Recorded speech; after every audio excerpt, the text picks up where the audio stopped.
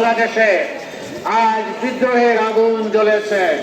শুধু দিনাজপুরেই নয়, ঢাকার দিকে তাকিয়ে দেখুন, চিরাঙ্গে তাকিয়ে দেখুন, সিলেটে তাকিয়ে দেখুন, রংপুরে তাকিয়ে দেখুন, লাখো লাখো জনতাকে রাজপথ অবরোধ করেছে। কাজেই এই জনতা রাজপথে নেমেছে, এটি পিছনে থাকবে, কেউ সামনে নিয়ে আসবেন না। দয়া করে কেউ থানা শাখার ব্যানার সামনে নিয়ে আসবেন না। এগুলি সবাই আপনারা নিজ নিজ অবস্থানে নিয়ে থাকুন। জেলা শাখার ব্যানার যাবে, জেলা শাখার নেতৃবৃন্দরা থাকবে, কেন্দ্রীয় নেতৃবৃন্দরা থাকবে, এরপর থানা শাখার ব্যানার গুলো যাবে।